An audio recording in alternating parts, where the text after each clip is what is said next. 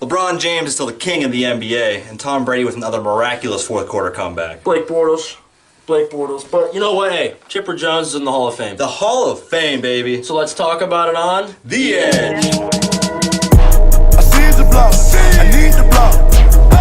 I see the block, I need the block. I see the block, I need the block. I see the block, I need the block. The block is hot. Welcome to The Edge. I'm Justin. and I'm Dennis. And today we're going to talk about, first off, LeBron James scoring his 30th thousand point. Unbelievable. It's just the king. Also, the youngest player to do so beat Kobe out by almost over a year, which is pretty incredible. We're talking about Kobe Bryant. I mean, Kobe, man. it's Kobe Bryant. But this man right here, I'd say he's the greatest player of all time. He has to be. I mean, one-on-one. I mean, everyone talks about Michael Jordan, but who would win one-on-one in a match? I think LeBron James would take Michael Jordan. I mean, I'm not trying to say Michael Jordan's a scrub. Obviously, he's amazing. But I'm just saying, this guy, his size, the way he plays the game, he's like 6'6", 250, and he could be a point guard if he wanted to. It's it's unbelievable. It's incredible. He's the king, right? He is the king for a reason. Moving on. Chipper Jones is in the Hall of Fame. Yeah, Hall of Fame inductees. Congratulations. Chipper Jones, not a lot of Braves are in the Hall of Fame. Yeah, well, this team though, this team, he's the first the hitter from this team that's been inducted to the Hall of Fame. You had Greg Maddux was a pitcher. He's a great pitcher. Obviously, he's in the Hall of Fame. But they say he was the first batter to be inducted to the Hall of Fame from this team, this Atlanta Braves team. Also, Vladimir Guerrero is in the Hall of Fame. Jim Thome and Trevor Hoffman made it. Wow. All right, moving on. Pro Bowl. Orlando, Sunday at 3. What do you think about the Pro Bowl? You gonna watch it? Well, that guy's not going to be in it. No. And neither is he, but he's injured. He is. He'll be watching the Pro Bowl. Yes, he gets to keep the jersey. I think he's excited about it. Yeah, maybe. It's first Pro Bowl, man. Yeah. I mean, I don't know. Obviously, it's exciting. It's basically like a pickup game for the pros. I mean, it's just a reminder that my team didn't make it to the big one. Neither did mine. And, so, Pro Bowl this Sunday. Check it out at 3. I think it's on NFL Network. Oh, yeah, always. Always. All right, so the NFC and the AFC Championship game. Where to start? 2 great games. You want to start with the AFC? The AFC Championship game. Blake Bortles. What? It's getting to the point where, I don't even know. You can't pick against Tom. If the fourth quarter comes and it's Tom Brady in New England, it doesn't matter what the score is. I feel like it'd be 100-0. They never fail to pull it out. Okay, so we all watched the Super Bowl, and if you didn't watch the Super Bowl, watch the Super Bowl. You'll know what I mean. Although New England won, greatest Super Bowl of all time. Yes, Tom Brady in the Super Bowl and in this game looked terrible. Yeah, the first half, Jaguars came out swinging. Man, they were getting all over him. Right, not to take away anything from Jacksonville's defense, but it's Tom Brady. It's TB12. Yes. I mean, come on, they looked terrible. The outside rush was doing great, like I said, not to take away from, Saxonville, right? But Tom Brady looked terrible, all right? They got there early. They got pushed him early, made him very uncomfortable. Yeah, and they had a 2-score lead. Blake Bortles was playing the game of the year. Yeah, Blake Bortles, the first half he looked like the experienced quarterback. He was making perfect passes. Everything. They drove down. I know at halftime it was, 14-10? Because New England got that last-second touchdown. Yeah. That ultimate is what kind of killed the Jaguars. The momentum just swung. The Patriots took the momentum going into the half, but Absolutely. It was a space game in the first half. Oh. And Blake Bortles was killing the space game in the first half. And Jaguars showed you what you got to do to beat Tom Brady. If you can pressure him, make him uncomfortable back there. Saxonville. Not only that, but and it's gonna be interesting to see what comes up next week. But focus on this game. You get pressure on him, you make him uncomfortable. I'm not saying that he necessarily was terrible, but he wasn't scoring. It was 14-3 at one point. You're up 14-3 on the New England Patriots. That's no small task. No, but it was 14-3, and New England didn't have an answer. And then, you give up that late touchdown. Okay, you give up a late touchdown. So be it. They come out and they just didn't have an answer. And it's not Blake Bortles. I don't think the defense was still playing a good game, but coaching. It's Bill Belichick. The guy knows what he needs to do, and it's Tom Brady who also knows what he needs to do. And I feel there's a lot you could say of why the Jaguars kind of blew it, but I feel like the biggest thing is just the inexperience of coaching, and it's not their fault. They've never really been in this position before. No. So what do you expect? And especially coming from Blake Bortles, who started 2 games before this. Right. His third game is the AFC Championship against probably the greatest, we can call him the greatest team of all time. So I mean, in 24-20, I mean, they played a hell of a game, and I am impressed. And honestly, Great game. I think they It could have came won. down to what, the last 4 minutes? Yeah, and the interesting thing you pointed out last week, which I think was the other big thing that the reason why Jacksonville didn't pull it off, the run game. Fournette, the beginning he was doing all right. He got that touchdown, but and then 24 attempts for 76 yards isn't going to get it done. Yeah, like I said, not in a game like that. That's what I mean. And he had, you know, as I said, you know, every time he has an injury, something negative follows. And look what happened again. And interesting, and watching that game, New England was selling out on that run that first half. They were putting 8 in the box. They were making sure Leonard Fournette wasn't getting going. That's how Blake Bortles was doing good. Yep. He was running play action, and they were focused too much on Fournette. And I think in the second half, as New England does, he looked very comfortable on the run. Oh, absolutely. Very But New England, as they always do, made the adjustments. And I feel like ultimately they realized that Fournette wasn't really getting it going. And if they put pressure on Bortles, it's over. I mean, I'm not taking it away from Blake Bortles, but he's not. Spit some stats at him. What Blake Bortles did. He was 23 for 36, 293, 1 touchdown. He played, I would say, kind of a mistake-free game. But what really killed him was the fourth quarter. They were getting pressure on him. He wasn't making good throws. Marcus Gilmore made the game save, obviously the game saving bat down at the end. But I think if you would have thrown a better ball, if you would have let him. That's what I'm saying. I mean, what was it, 4th and 13? And the game is on the hinges, and you step up in the pocket beautifully, I might add, great read. You throw a duck. Yeah, man. To Gil, like what? Plus mental mistakes. They converted a 3rd and long. They had to delay a game. That killed their drive, and they were driving. They converted that third. I think it was 3rd and 14 or 13, and they converted it, and it was neglected by a delayed game. I don't want to jump on the social media bandwagon here, but I mean, how many missed calls? Well, that's another thing. I saw the one call stood out to me. I after Gronk got hurt, it was a deep ball to Brandon Cooks, and they called pass interference on AJ Boye. I think the ball was because he had his hand in the 10-yard line or something. But in my opinion, the ball was not even close to the receiver. It wasn't a catchable ball. No, but I've seen worse calls than that. And the thing is about that, you can't let one call ruin your game, and that definitely swung momentum. It definitely put it up there. But I think led to a score. Oh, absolutely. And that kind of brings us to the point. A lot of people, as I said in a video earlier this week, people saying, especially the missed calls and calls not going against the Patriots. I think the Patriots had 1 penalty for 10 yards. Only the second time in NFL history a team has had 1 penalty, and the other team was New England. So, and people think who got congratulated by the black and white striped shirt. Yeah, and there's a lot of people say they cheat. I mean, do you think they cheat? I mean, let's get into that. I mean, do you think they're great, or do you think they cheat? I mean, it's one or the other. It can't be both. Okay. So, who do we talk about in the NFL when they say we think someone's cheating? New England. Always. So, I'm not going to take away everything that they've done, okay? But I think something's going on. I mean, because you got Deflategate, whatever. Everything bad or they cheated ends up in Boston. Yeah.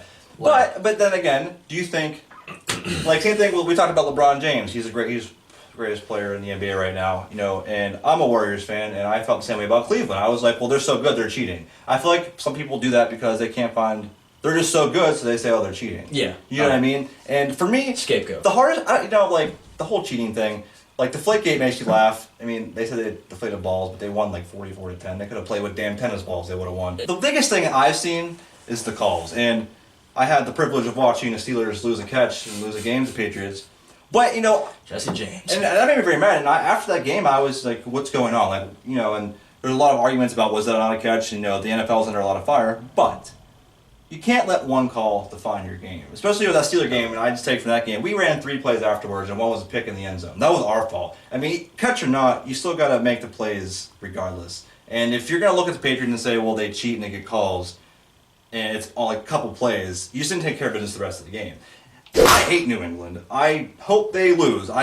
But you can't take away their greatness. I mean, Tom Brady is going to play in his 8th Super Bowl. This man has more Super Bowl appearances than teams do playoff wins. Yes. He's going for a 7th organizations. win. Yeah, it's just, so we look at a player that great. The day that news comes out they were cheating, I'd be the happiest man alive. But at the same time, you kind of have to appreciate the greatness because it's history happening right in front of us. And we have kids that are going to talk about Tom Brady. You know who's not appreciating the greatness right now? Jalen Ramsey. Oh, no. Well, and that's the thing. And the Jaguars played a great game, but the one thing that stood out to me, and I said last week that I did not think was going to happen. I didn't think the New England receivers were going to be able to get past those corners. And Brandon Cooks, and Ramsey. 6 receptions for 100 yards. Amendola had a hell of a game with 2 touchdowns. Amendola. The game-winning touchdown. So the Patriots, like I said before, don't have the most talent, but they just know how to win. And it's just, what do you do? And it comes down to coaching. They just know what they have to do to get it done. But we're playing with an experienced team, but it is what it is. And you can't... The Jacksonville Jaguars can't beat themselves up. I mean, I don't think anyone expected them to get this far. And to play the game they did is 24-20. I mean... Yeah. Hats off to Jacksonville. But... Yeah, great game. As usual, Tom Brady and the Patriots get the best of them. So... Yep. How that goes. All right. But for the other game, which wasn't Nick even a Foles. game... Nick freaking Foles, man. Oh, my God. It was a close game. Oh, yeah. It was a close game. Maybe for the first 10 minutes. Yep. You know, Casey... Hey, I had Kyle Rudolph on my DraftKings, okay? Case Keenum comes out, throws a nice touch pass to Kyle Rudolph, touchdown. They lead 7-0, and then who picked off that ball, ran it all the way back? Case Keenum. What happened? Like, they score at 7-7. Cool. Case Keenum comes back out. And then they said at halftime, I know we're talking about first quarter right now, but they said, I think it was Deion Sanders that was talking about you have to let Case Keenum be Case Keenum. Yeah. I didn't see Case Keenum. No, and I tell you what, and that's the thing. That pick six, I think it was actually by Robinson. But Robinson, yeah. That pick six, that was it. He was playing decent, okay? I mean, I actually didn't see the first drive. I tuned in late. The first play I saw was the pick six when I tuned into the game. That first drive was perfect. But I did go back and I watched it, and they had a good... But I think Case Keenum's confidence after that, I think he thought too much. I think he made that mistake and he went, oh crap, I can't do that again. Instead of playing Case Keenum football, he just tried not making a mistake. But they gave him 48 attempts. They put the game in his hand. He had 48 attempts. As they should have. Look at the year he had. Oh, well, exactly. You know? But, I mean... But the problem is they had no rushing game. How can you get a passing game with no rushing game? That's any game. I mean, especially, I'm not saying, Case Keenum's really good. I like Case Keenum a lot. I think he has a bright future. And I think he's the future of the Minnesota Vikings. They better franchise him. But, at the same time, if they know you're going to pass every play, then what the heck? All you got to do is just don't let them pass.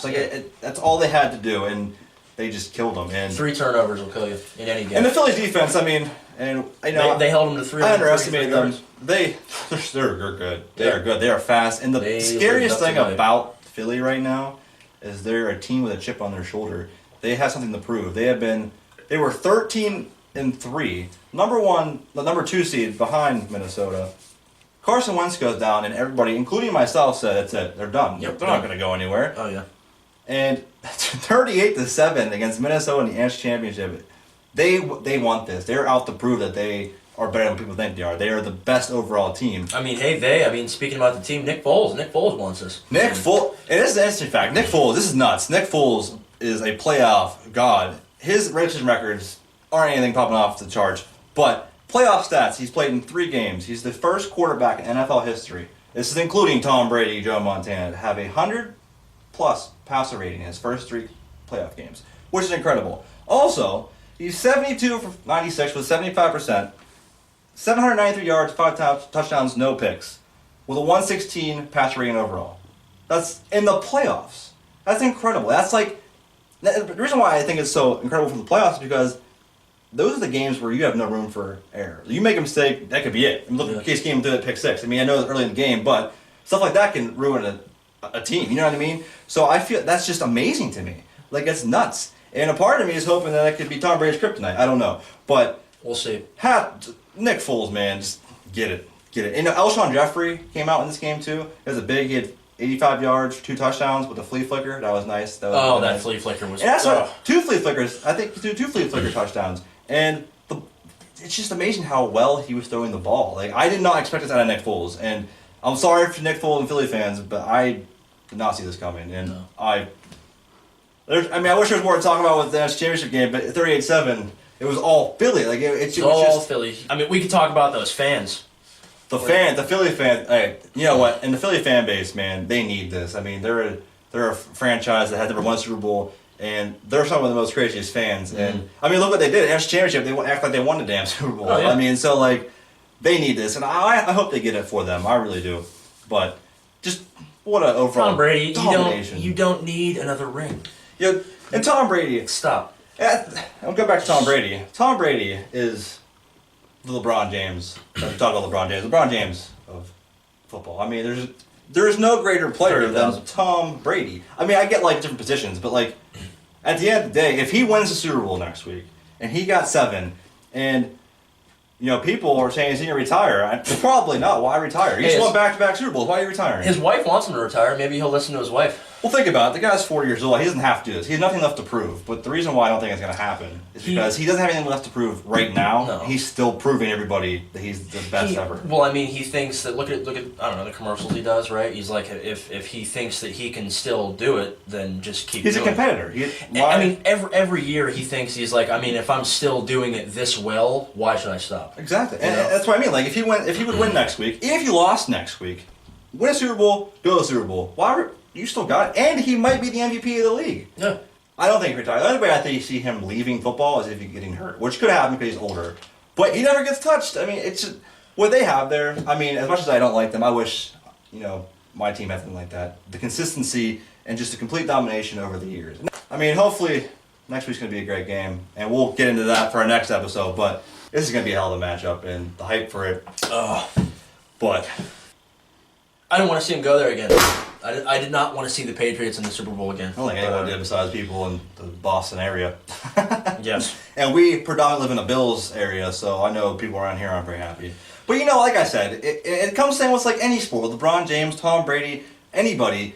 We get to see history, and I know trying to take the fandom out of it. Like I said, I hate New England, but I try to appreciate something that we might never see again. A person, we're talking about Joe Montana didn't even do this, and in my opinion, was the greatest quarterback of all time. This guy is shattering everything. It's just unbelievable. Unbelievable. I think that about wraps up this week's episode of The Edge. Tell us what you guys thought. Do you hate Tom Brady? Do you not hate Tom Brady? Do. What do you guys think? Leave it in the comments below. And thank you for the support. That first video, again, we just want to... Can't do it without you guys. You guys are... We didn't expect the first video to really go off the way it did, and it's all thanks to you guys. So we want to thank you. Can't thank you enough. Tune in next week. We'll talk about the matchup between the Eagles and the Patriots. Hopefully we Super Bowl. Knock them off. So Tom Brady get a 7th. Knock them off. Knock them off. So listen, tune in next Saturday. Like I said, Super Bowl special. Better be there. Don't forget to like and subscribe. Love you guys. Yeah, subscribe, like, follow, anything, everything. But thanks for tuning in. To The Edge. I see the block. I need the block. I see the block. I need the block.